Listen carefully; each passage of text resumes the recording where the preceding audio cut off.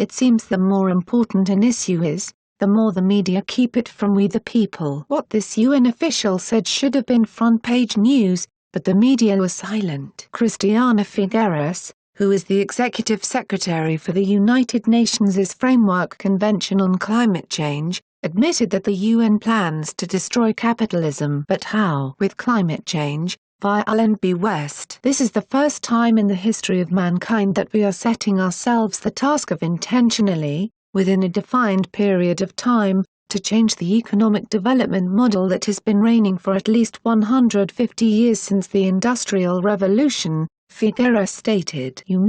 Usually when something lasts as long as 150 years, that's because it works. Regimes that center around communism and socialism have a nasty habit of ending with their leaders being beheaded or being sent before the firing squad. The globalists and the liberals have always been a burden on our economy or have waged war on it at times, it seems, with crashing regulations and taxes that have been put in place the last 50 years. They use every excuse in the book, but the obscure threats of climate change always work the best. If you make people believe they are killing the planet with every single thing they do, then they are pretty easy to control. They also throw their wallets on the ground as if you're holding a gun to their head. At first, it will be a mere suggestion to take your bike to work instead of your car. And then suddenly the government will regulate how many of us are allowed to have cars. And then we will be receiving government bread if there's any left. This is a game the liberals have become masters at playing. They've been running our government,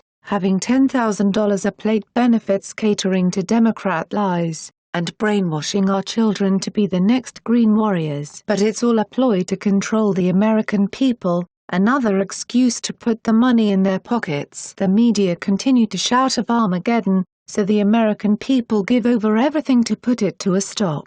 But all the liberals are trying to do is crush capitalism and our rights. Figueres gets flown around the world in posh private jets and put up in 4-star hotels, getting wined and dined like the rest of the liberal elites. Her net worth is 8 figures. Which is not surprising. Most of the people in a Save the Earth field have at least that. Look at Al Gore. What does changing our country's economic development have to do with the planet? I'll tell you, absolutely nothing. That's the whole point. They are using this example that is not only hard to understand but hard to prove, as a way to instill the regime they want implemented in this country. But with Donald Trump in the White House, it will be harder for them to achieve their goal. What do you think of the liberals trying to trick the American people into giving up their freedoms? Please share this story on Facebook and tell us because we want to hear your voice. Sources News contributed to this report. It's News Exposed signing off.